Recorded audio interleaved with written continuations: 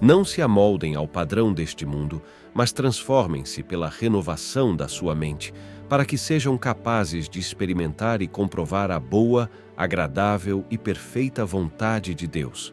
Versículos Romanos 12, 2.